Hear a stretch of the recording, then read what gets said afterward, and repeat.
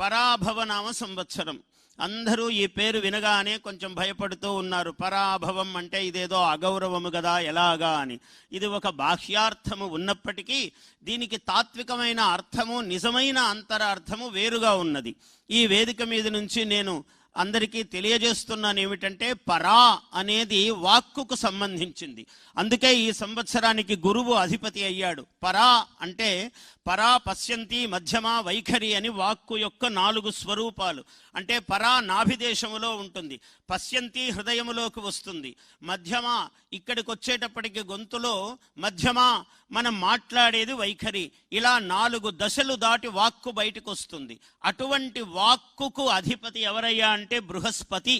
ఆయనే వాచస్పతి.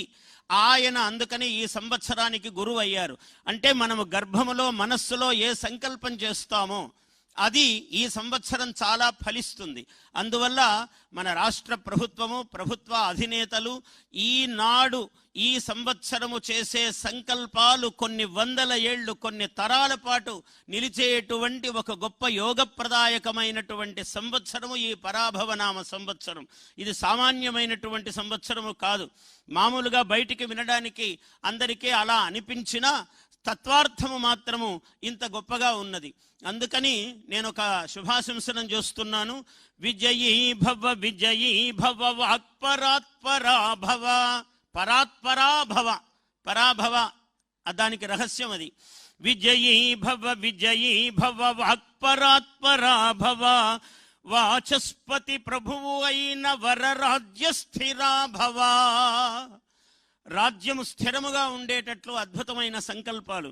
విజయీ భవ, విజయీ భవ, విజయ పరంపరా భవ. విజయీ భవ, విజయీ భవ, విభవ శ్రీ ప్రాభవ. ప్రపంచాన తెలుగువాడు, ప్రపంచంలో అందరికన్నా తెలుగువాడికి ఒక ప్రత్యేకత ఉన్నది. మన భారతదేశంలోనూ ప్రపంచంలోనూ వీడెక్కడా మామూలుగా అందరిలాగా సామాన్యంగా ఉండడు. ఒక ప్రత్యేకమైన స్థానం కావాలని ఎప్పుడూ కోరుకుంటాడు. మన ముఖ్యమంత్రి గారి సంకల్పం కూడా తెలుగువాడు ఏ రంగంలో ఉన్నా అగ్రగామిగా, అగ్రభాగాన శిరస్థానీయుడుగా ఉండాలని వారి సంకల్పం. చాలా ఇటువంటి నేత మనకు దొరకటము ఆంధ్ర ప్రజలు, తెలుగు వాళ్ళ అదృష్టం. ఎందుకంటే ఏ రంగంలోనూ తెలుగువాడు పైన ఉండాలి అని కోరిక అందరూ కోరుతారా? అటువంటి వాడు మన ముఖ్యమంత్రి. ప్రపంచాన తెలుగువాడు జయధ్వజం నాటుతాడు, తెలివిని శ్రమతో కలిపిన జైత్ర పరంపరా భవ. తెలివికి, శ్రమకు తెలివి తోడు కావాలి. అంటే కేవలం హార్డ్ వర్కే కాదు, స్మార్ట్ వర్క్ కూడా కావాలని మనం భావించాలి. ముఖ్యమంత్రి గారి సంకల్పం కూడా అదే. ఎందుకంటే శ్రమకు తెలివి తోడు కావాలి. ఎప్పుడు మొరటుగా పని చేసుకుంటూ ఉండిపోకూడదు. తెలుగువాడు అలా ఉండడు. ఈ సంవత్సరం విశేషం ఏమిటంటే, నవనాయకులు. రాజు గురువు అయ్యాడు, బృహస్పతి కాబట్టే ఇవాళ గురువారం పండుగ వచ్చింది మనకు. రాజు బృహస్పతి, మంత్రి కుజుడు, ఇద్దరు మిత్రులు. అందువల్ల రాజు, మంత్రి ఎప్పుడైతే పరస్పరం మిత్రులో, కేంద్ర రాష్ట్ర ప్రభుత్వాలు పరమ సఖ్యంతో, స్నేహభావంతో ప్రజాహితమైన వైపున అడుగులు ముందుకు వేసేటువంటి పరిస్థితి ఈ సంవత్సరం ఉన్నది. రాజా గురువు కావడము చేత ఇంకో విశేషం ఏమిటంటే, ఈ వర్షలగ్నము, జగల్లగ్నాలని మనం పరిశీలించినట్లయితే మనకి ఈ సంవత్సరం వర్షపాతము చాలా విస్తృతముగా ఉన్నది. నిన్ననే దానికి శ్రీకారం అయింది. మనం అందరం చూస్తున్నాం. నిన్ననే వర్షం ప్రారంభమైంది. అంటే వచ్చే ముందే ఒక జయధ్వానం అన్నమాట. అందువల్ల నిన్ననే వర్షం ప్రారంభమైంది. పాడి పంటలు చాలా చక్కగా ఉంటాయి. రాష్ట్ర ప్రజలందరికీ చాలా అభ్యుదయహేతువుగా ఉంటుంది. ముఖ్యముగా యువతకు చాలా ఆశాజనకమైన పరిస్థితులు, వాతావరణాలు, ప్రభుత్వం యొక్క సహకారము చాలా ఉంటుంది ఈ సంవత్సరము. అలాగే జగల్లగ్నము వృషభము కావటం వల్ల స్త్రీలందరికీ కూడా చాలా అభ్యుదయ హేతువుగా ఉంటుంది ఈ సంవత్సరం. ఇటువంటి విశేషాలు. తర్వాత గురువు ఎప్పుడైతే రాజుగా ఉన్నాడో, భాష, సంస్కృతి మనం చూస్తూనే ఉన్నాం గత సంవత్సరం నుంచి. ఇంతగా సాంస్కృతిక చైతన్యము ఎప్పుడు గతములో చూచి ఎరుగము. దాదాపు 200 మందికి పైగా సత్కారాలు చేయవలసి వస్తే ఆయనకు ఎంత ఓపిక, 2-3 గంటల పాటు నిలబడి ప్రతి ఒక్క వ్యక్తికి సత్కారం చేశారు. ఈ సంవత్సరం కూడా అలాగే కొన్ని వందల మందికి, విశేషంగా ఎక్కడెక్కడో మారుమూలలో ఉన్నటువంటి మహాత్ములందరినీ కూడా గుర్తించి సత్కారాలు చేస్తున్నారంటే చాలా ఈ సాంస్కృతిక చైతన్యం ఈ సంవత్సరం ప్రత్యేకంగా మనం చెప్పుకోదగి ఉన్నది. అలాగే ఇంకా ఏం విశేషాలు ఉన్నాయంటే, రాజు ఎప్పుడైతే గురువు అయి ఉన్నాడో, రాజు గురువు అంటే అర్థం ఏమిటండి? అసలు మహా విద్వాంసుడైన వాడు గురువు, చాలా తెలివితో పనిచేసేవాడు ముఖ్యమంత్రి అని అర్థం. అంటే రాజు ఆయన ఈ సంవత్సర అధిపతి ఎలా అయ్యారో గురువు మనకు హైటెక్ గురు ముఖ్యమంత్రి. కాబట్టి గురువేమో మనకు రాజు ఈ సంవత్సరానికి, హైటెక్ గురు మనకు ముఖ్యమంత్రి అయ్యారు.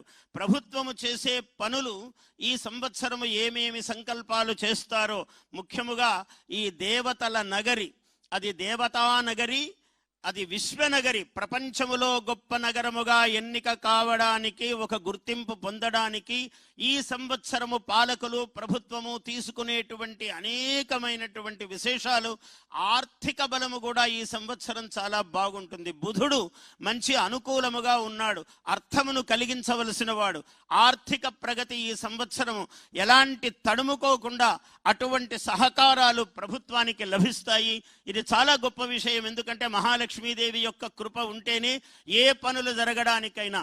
ఇంకో ముఖ్యాంశం ఏమిటంటే, గురువు ఎప్పుడైతే రాజై ఉన్నాడో, యజ్ఞ యాగాది క్రతువులు మామూలుగా మానవులందరూ చేసుకోవలసిందే. ముఖ్యంగా ప్రభుత్వము కూడా ఆ దిశగా నడవాలి. దానికి చాలా సౌకర్యం ఉన్నది. ఇవి ఎప్పుడైతే చేస్తామో ప్రజలకు ఎటువంటి ఇబ్బందులు లేకుండా, కారణం ఏమంటే వర్ష జగన్ మనకు లగ్నాలను సూచించినట్లయితే అంతర్జాతీయంగా అంతర్దేశీయంగా పరిస్థితులు కొంచెం అంత బాగా లేవు. అవన్నీ బాగా లేకపోవటం వలన సరిహద్దు ప్రాంతాలలో కొంచెం సమస్యలు ఉన్న కారణం చేత రాష్ట్రము ఎంత బాగున్నా ఎంతో కొంత ఆ ప్రభావాలు మన మీద పడతాయి. కాబట్టి ఆ దోషాలు ఉపశమించడానికి మనము యజ్ఞయాగాది క్రతువులు, ముఖ్యంగా దేవాదాయ శాఖ చేయవలసినటువంటి పనులు చాలా విశేషంగా ఉన్నాయి. నేను ఆ సూచన చేస్తున్నాను. అటువంటివన్నీ నిర్వహించవలసిన బాధ్యత మన మీద ఉన్నది. మీ టెంపుల్ టూరిజం అన్న మార్గానికి కూడా ఇది చాలా ఉపయోగపడుతుంది వాళ్ళ ఈ సంవత్సరం. ఎందుకంటే దేవుడు, మనం ఎంత గొప్పవాళ్ళము ప్రతిభావంతులము అయినా దైవానుగ్రహము మనకు కలిసినప్పుడే. అందుకనే ఆర్టిఫిషియల్ ఇంటెలిజెన్స్, ఆర్టిఫిషియల్ కాదు ఆర్టిస్టిక్ ఇంటెలిజెన్స్ అంటే సౌందర్యాత్మకమైనటువంటి తెలివి. ఆర్టిస్టిక్ ఇంటెలిజెన్సే కాకుండా ఆధ్యాత్మిక ఇంటెలిజెన్స్ కూడా తోడైంది ఈ సంవత్సరం.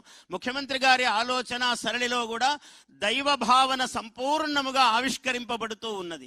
అందువల్ల ఈ ఆధ్యాత్మిక ఇంటెలిజెన్స్ ఇవాళ అందరికీ అవసరమైనది. ప్రజలందరూ కూడా ఎవరెవరైతే దైవభావనతో జీవితాన్ని సాగిస్తారో వాళ్లకు చాలా విశేషమైన అభ్యుదయము కలిసి వచ్చేటువంటి సన్నివేశము ఈ సంవత్సరము ఉన్నది. ముఖ్యంగా మనకు అమరావతి అన్నది అత్యంత రాజధానులకు ఒక విశ్వనగరము, ప్రపంచములోనే జేగీయమానమైనటువంటి నగరము కాబోతున్నది అమరావతి. అటువంటి సందర్భంలో అక్కడ లోకేశ్వరేశ్వరుడైనటువంటి అమరేశ్వరుడు అంటే సాక్షాత్తు దేవేంద్రుడు ఆయన పాదపద్మాల దగ్గర కూర్చుని పూజించాడు.